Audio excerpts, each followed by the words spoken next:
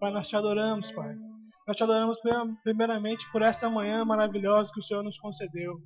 Nós percebemos, ó Deus, desde o momento que nós levantamos das nossas camas, que é uma manhã de novas chances, novas possibilidades. E como tudo que vem de Ti é assim, Pai, sempre há algo novo, sempre há novas chances, novas possibilidades. Obrigado, Senhor, pela Tua palavra. Obrigado, Senhor, porque se existe algo que nós temos e que ninguém pode tirar de nós, isto é a Tua palavra, Deus. Obrigado porque a Tua palavra nos ensina. Obrigado porque a Tua palavra nos exorta. Obrigado porque a Tua palavra nos faz crescer, ó Deus. Obrigado, Senhor. Obrigado, ó Deus. E que neste momento nós possamos, desde mim, a receber a ministração que venha diretamente do Teu Espírito Santo, ó Deus. Que nenhuma palavra que saia da minha boca seja algo que venha do meu coração, mas sim tudo venha do Teu Espírito. Nós te agradecemos e te louvamos em nome de Jesus. Amém. Pode sentar, irmãos.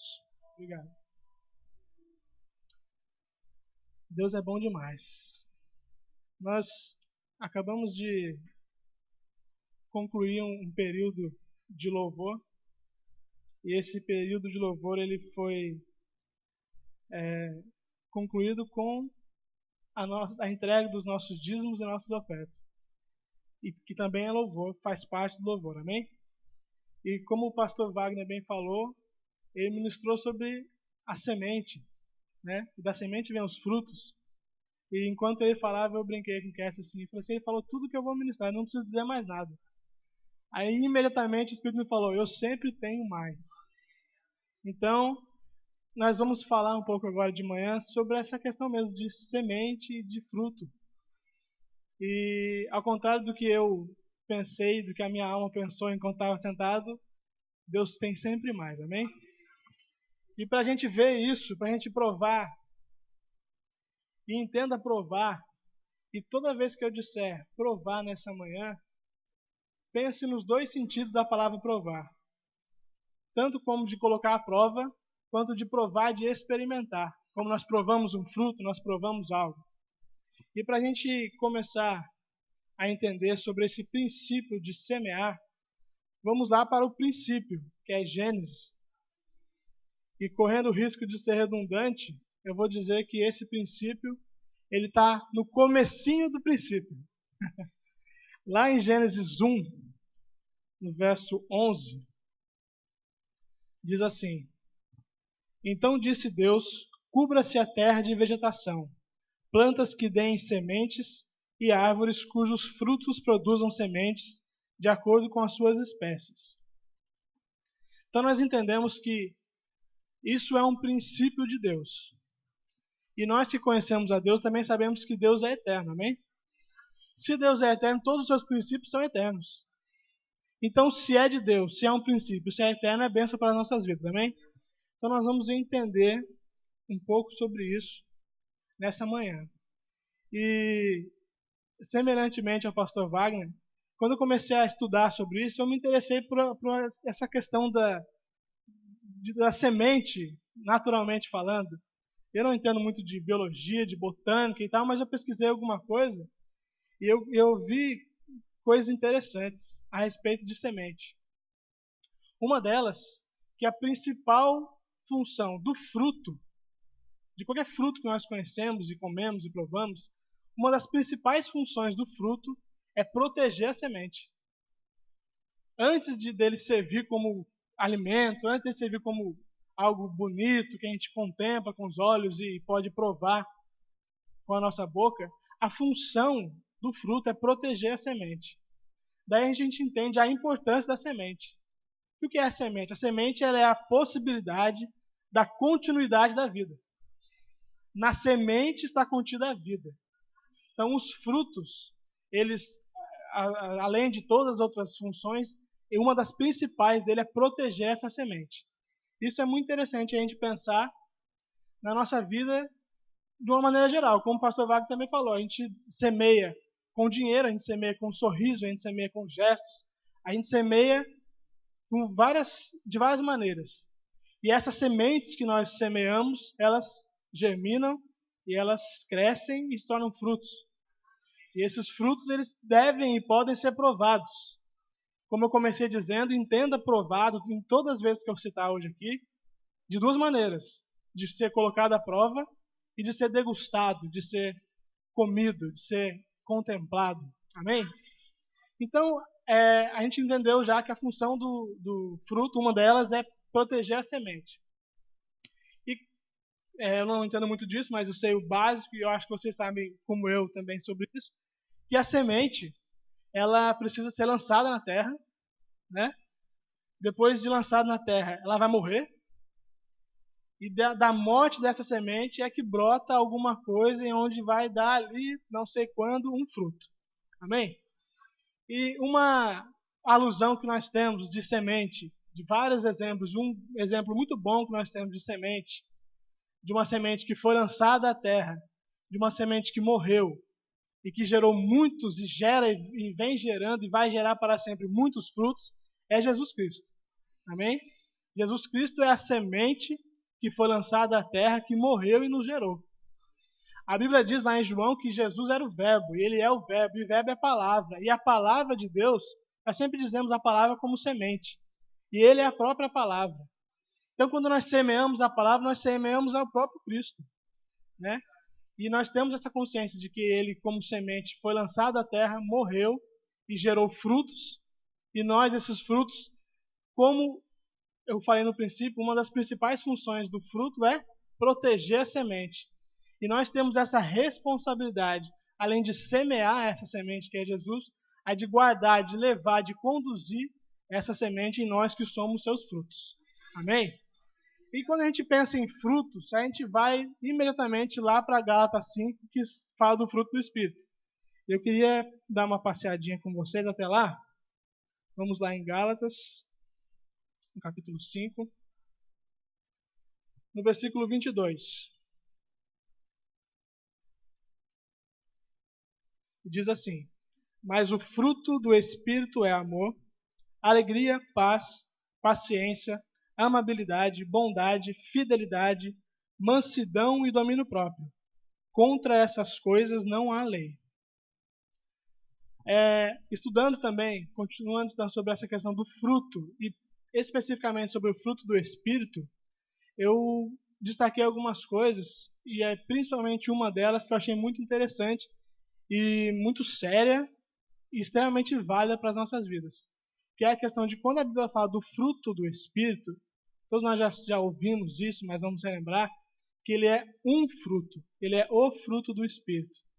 Em qualquer Bíblia de estudo que você puder abrir, você vai ver lá que o fruto do Espírito ele é um e ele é indivisível. Ou seja, eu só estou gerando, produzindo e manifestando o fruto do Espírito quando eu manifesto todas essas características que estão contidas nesse versículo aqui que traduz o fruto do Espírito.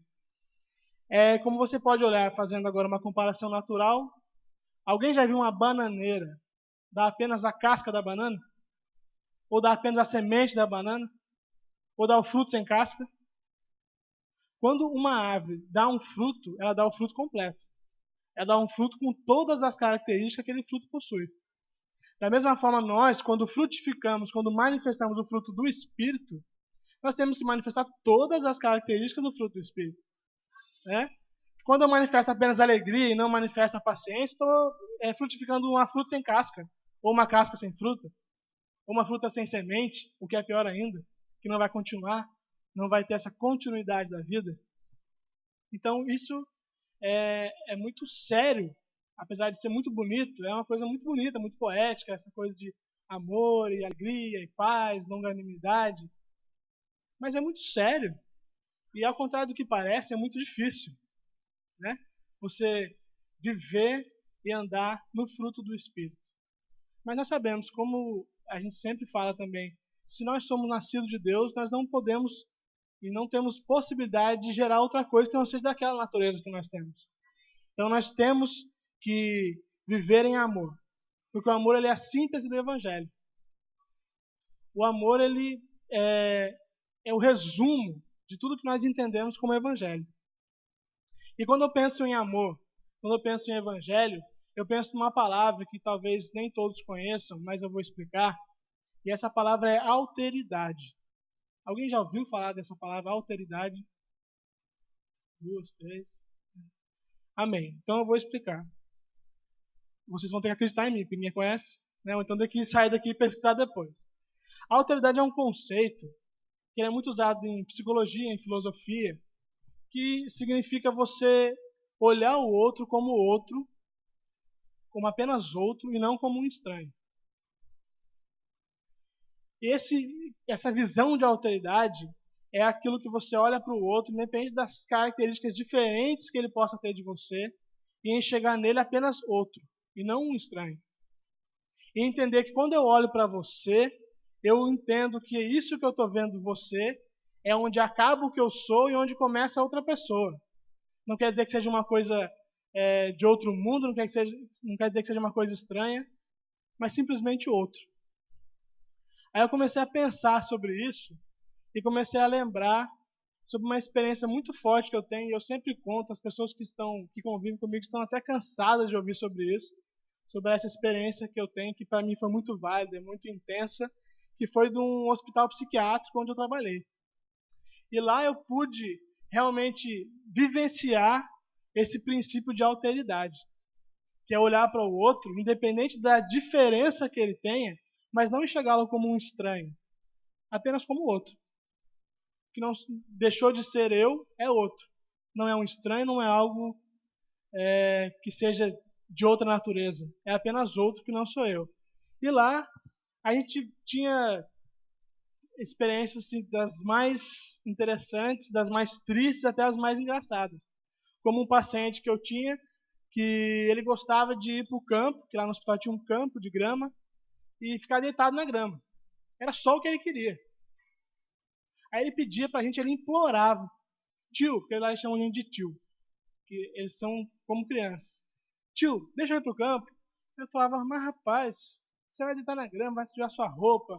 Aí os enfermeiros vão achar ruim, vão ter que trocar sua roupa e tal.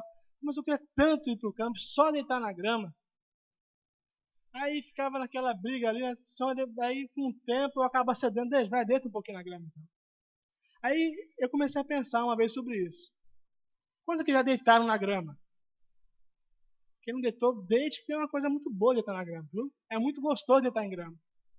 Aí eu pensei assim, que é um hospital psiquiátrico, existe um conceito bem genérico e bem pejorativo e bem preconceituoso, que é o louco, né? Ah, fulano é louco. Aí eu comecei a refletir sobre a minha sanidade, sobre quão diferente eu sou daquele louco. Aí eu pensei assim, se não tivesse ninguém olhando, e se eu não devesse tanta satisfação a ninguém, eu gostaria de estar igual ele, de estar naquela grama. Agora, por que eu vou julgar essa pessoa que tem coragem de ir lá e deitar na grama a despeito de todos os olhares, como diferente, ou como estranho, ou como louco? Até onde vai essa linha da sanidade e da normalidade e do diferente? Até onde vai isso? Aí eu comecei a perceber que quando nós percebemos o outro como apenas outro, não como estranho, nós estamos praticando essa visão de alteridade.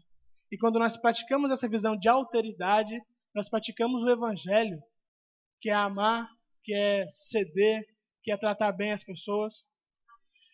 Outra coisa, um outro exemplo muito interessante, que define bem essa questão de onde é apenas outro e onde passa a ser estranho, é algo que nós, eu e vocês, podemos compartilhar aqui. Vocês devem ter reparado que o meu sotaque é diferente de vocês. O meu R é um pouquinho mais acentuado que o de vocês. Eu falo porta, vocês falam porta. Até tenta porta, mas não gosto de falar porta. Aí eu posso chegar para vocês, como eu já cheguei, quando eu conheci Kessa e a família dela, e é para mim um sotaque diferente, eu falava assim, o sotaque de vocês é estranho. Aí elas falavam, não, o seu sotaque que é estranho. Ou seja, essas diferenças que nós temos não fazem de nós pessoas estranhas. E não faz de nós seres estranhos com coisas estranhas. É apenas diferente. E ser diferente faz parte da diversidade. E nós vamos ver um pouco mais para frente que o Espírito Santo ele é o único capaz de promover a unidade na diversidade. É por isso que nós temos tanta dificuldade, nós que eu digo o mundo de uma maneira geral, de entender essa questão e de perceber as pessoas como apenas outros não estranhos. Porque falta no mundo essa atuação do Espírito Santo. Entenda, falta porque as pessoas não dão esse direito, essa oportunidade. Onde existe isso, onde existe essa abertura para o Espírito Santo, existe essa prática da alteridade, existe essa unidade na diversidade. Amém? Vocês estão me entendendo? Aí alguns exemplos dessas práticas de alteridade e de perceber o outro e de respeitar o outro como o outro, não como estranho, a gente pode dar uma olhadinha lá em Provérbios. Alguns exemplos na prática de o que é a alteridade, do que é perceber o outro.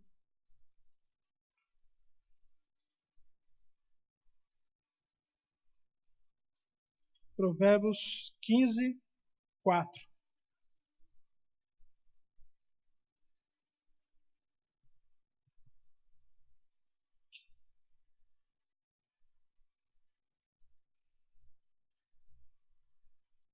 Provérbios 15, 4. O falar amável é a árvore da vida, mas o falar enganoso esmaga o espírito. Eu, quando li isso, achei tão forte, tão pesado. Você imagina o que é um espírito ser esmagado? Se a gente for analisar que o espírito não é algo físico, e para ser esmagado tem que ter o que esmagar. E se existe algo capaz de esmagar algo que nem é físico, é algo muito sério. Então, outra coisa que é muito interessante também é que a Bíblia, ela é escrita, ela é direcionada a nós, os crentes. Que só com a revelação, com a capacitação do Espírito Santo, é que nós entendemos a revelação da Bíblia. A Bíblia lida por uma pessoa sem o Espírito Santo, ela é apenas um livro cheio de palavras. E se a gente pensar nisso e pensar que essas palavras são direcionadas a nós, nós podemos perceber que nós temos sim que ouvir essas palavras. E se Deus deixou isso claro, deixou essas palavras para que a gente ouça, é porque nós temos necessidade de aprender sobre essas coisas. E nós, apesar de crentes, apesar de possuirmos o Espírito Santo habitando dentro de nós sabemos, o que sabemos, que temos um fruto que deve ser gerado. E nós conhecemos as características desse fruto. Se ainda assim nós temos que ler coisas desse tipo, de que o falar amável é a árvore da vida, mas o falar enganoso esmaga o espírito, é porque nós precisamos ouvir sobre isso. Amém? E não é só a parte ruim também. Tem a primeira parte, que o falar amável é a árvore da vida. E a árvore é aquilo que dá fruto, que vem das sementes que nós plantamos e nós colhemos. Então, é um dos exemplos de formas na prática de viver esse evangelho, que é perceber as pessoas. E que percebendo eu trato as pessoas de uma maneira diferente. Porque eu amo, e o amor também é um princípio. E se é um princípio de Deus, também é um princípio eterno, como todos os princípios de Deus são eternos. E aqui, em Provérbios mesmo, no capítulo 12, voltando aí algumas páginas. 12, 8. Também está escrito: o homem é louvado... Não, 12, 18, desculpa. 12, 18. Há palavras que ferem como espada, mas a língua dos sábios traz a cura. Então, na língua tem esse poder de ferir e de curar. E essa língua é um órgão que nós usamos muito. Nós podemos usar tanto para praticar o que se deve praticar, quanto para praticar o que não se deve praticar. Está sob o nosso controle, sob o nosso domínio, e usando um trocadilho, na ponta da nossa língua. Amém? Então, nós entendemos que perceber para poder praticar o amor, que é a síntese do Evangelho. O amor é a síntese do Evangelho. E para a gente praticar o amor, que é essa síntese do Evangelho, que é o que resume o Evangelho, nós precisamos aprender a olhar para o outro. Nós precisamos aprender a perceber o outro. E quando eu digo outro, eu não estou falando apenas do outro, esse pastor que está só aqui. É muito fácil olhar para um pastor e amar esse pastor. É muito fácil olhar para a sua esposa, para o seu marido e amar o seu marido. Muito fácil, dentro de 4 paredes, uma placa de igreja, amar as pessoas.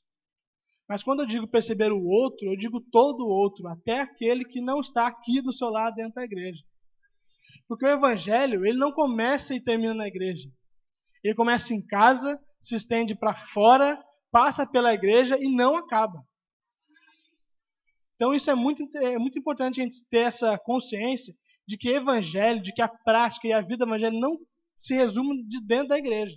Os eventos da igreja não se resume nisso, não começa e termina aqui. Ele começa em casa. Ele se estende na rua, passa pela igreja e continua. Não existe fim para isso. Amém?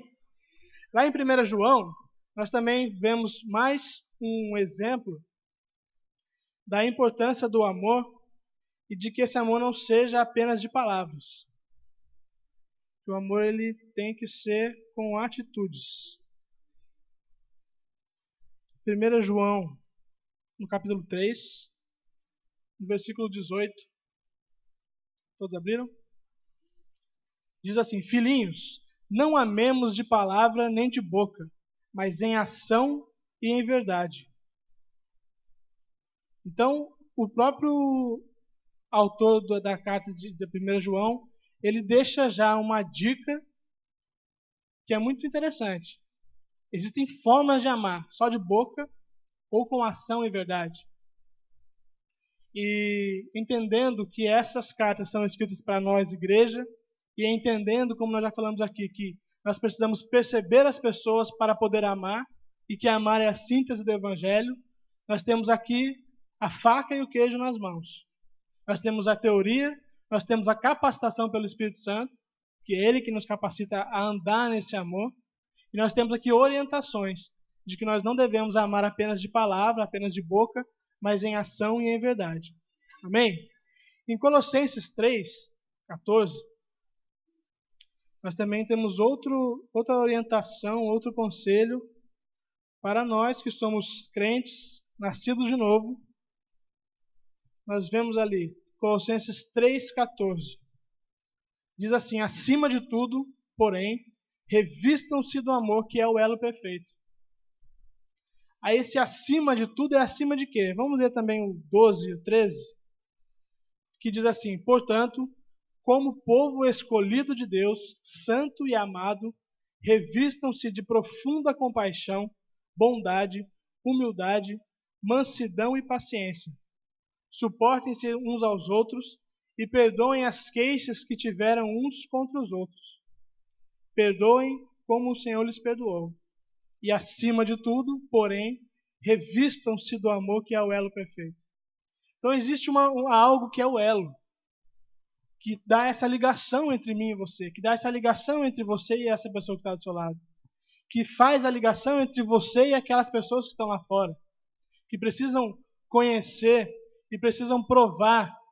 E novamente eu vou repetir para que isso fique bem gravado: provar, entenda, colocar à prova e experimentar desse amor, que é o elo perfeito, que é o vínculo da perfeição. Amém? Então, como eu disse, a vida cristã, a prática do evangelho não deve começar e terminar aqui. Isso eu falo não como quem exorta, mas como quem está antes de vocês aprendendo e ouvindo tudo isso aqui.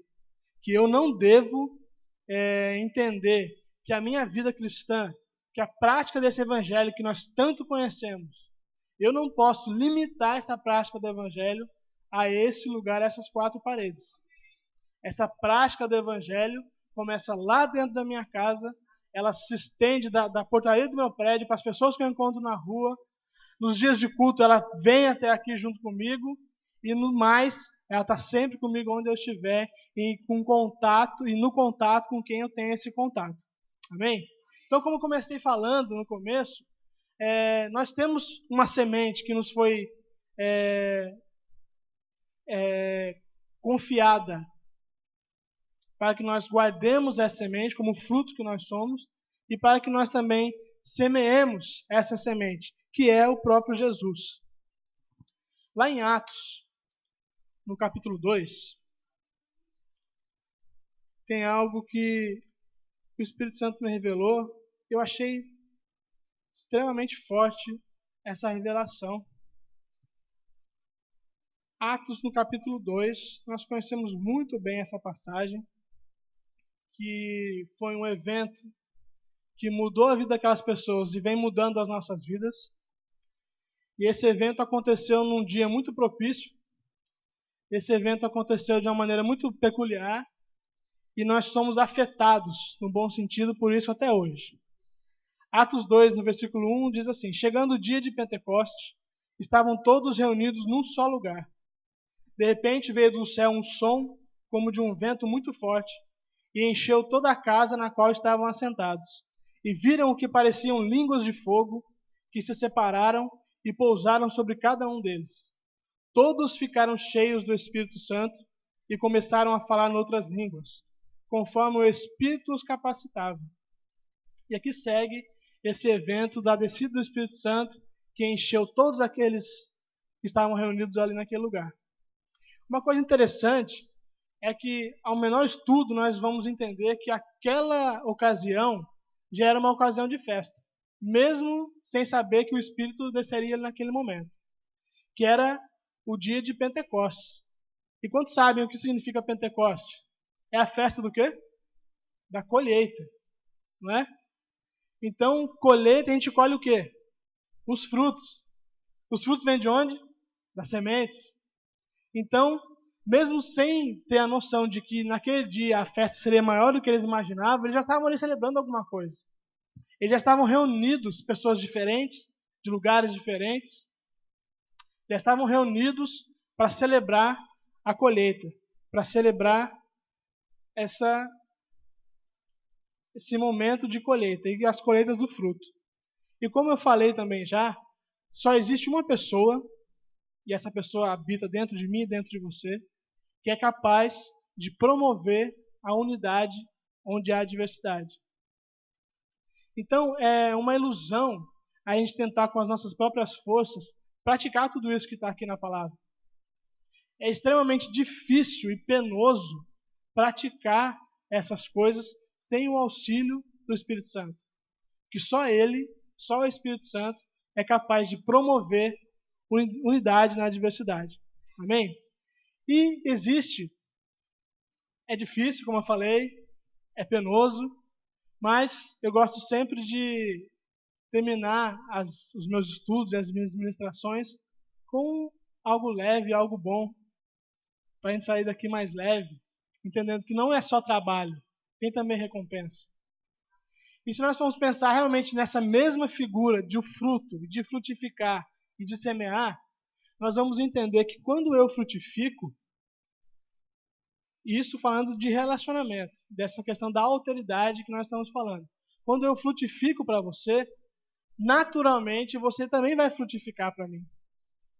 Então torna-se fácil esse trabalho, essa responsabilidade que Cristo deixou de amar o inimigo, de amar como Ele amou, que é um amor sacrificial. Torna-se mais fácil quando eu te amo, porque quando eu te amo, você me ama. E uma coisa muito interessante, uma coisa muito linda, que o Espírito me falou, e foi interessante que foi no culto de quinta-feira passada, né?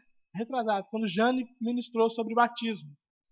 E ela falou lá em Mateus 3, vamos lá rapidinho, sobre o batismo de Jesus.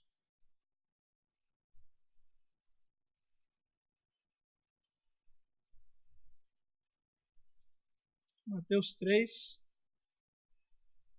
de 13 a 17.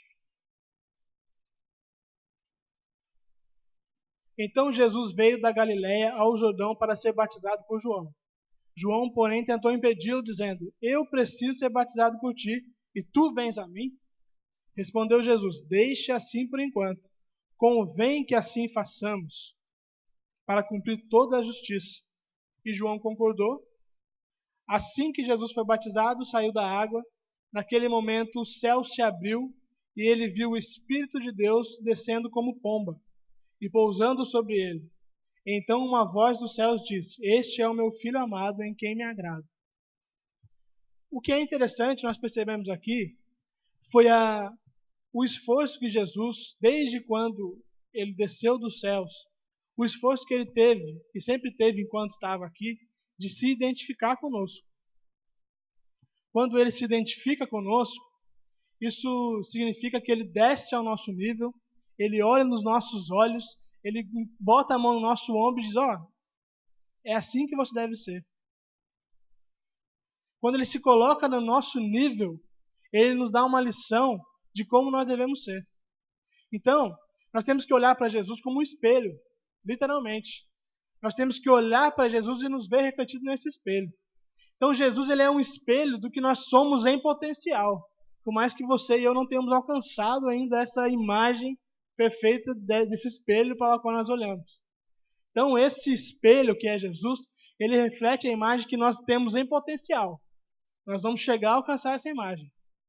Porém, as pessoas são o espelho, elas refletem a imagem real que nós temos. Então, quando eu olho para você, eu vejo o que eu sou. Quando você olha para mim, você deve enxergar o que você é. Quando eu olho para você e não gosto muito do que eu vejo, alguma coisa está errada. Mas não é você, é em mim. Porque se você está me refletindo uma coisa que eu não gosto de ver, é porque eu estou mandando uma imagem que você não é uma imagem muito boa. Da mesma maneira que quando eu frutifico, você pode provar do meu fruto. E novamente eu vou repetir para que isso fique bem gravado. Provar na intenção de colocar a prova e de experimentar. Aquilo que eu frutifico, você pode provar disso. E em contrapartida, o que você frutificar é o que eu vou provar. Isso é muito bom, é muito bonito. Porém, tudo o que eu transmito reflete em você. E tudo que você transmite reflete em mim. Então, se eu não estou gostando do que eu tenho comido, do fruto que tem vindo daí, é porque eu também não estou frutificando coisa muito boa. Se eu não estou gostando da imagem que eu tenho quando eu olho para você, você entenda todos nós um olhando para o outro. Quando eu não gosto muito dessa imagem que eu vejo refletida, é porque a imagem que eu estou transmitindo não é uma imagem muito bonita de se ver. Então, é muito difícil, porém é muito fácil. Se eu estou olhando para o espelho e não está bom, eu vou mudar. Se eu estou olhando para o espelho e não estou achando uma imagem muito bonita, eu vou me enfeitar melhor. Amém, irmãos? Então, da mesma maneira que é bom nós recebemos e provarmos e experimentarmos e degustarmos do fruto que o outro frutifica para nós, nós temos essa responsabilidade de frutificar coisas boas. Amém? João 15, Evangelho de João, capítulo 15.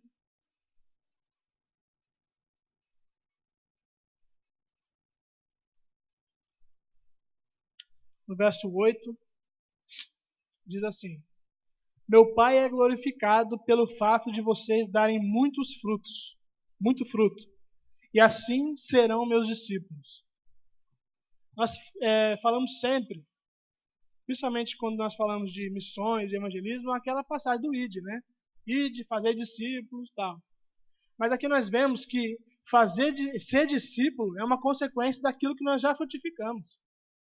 Então nós somos reconhecidos como discípulos dependendo do fruto que a gente gera. Isso também é muito sério.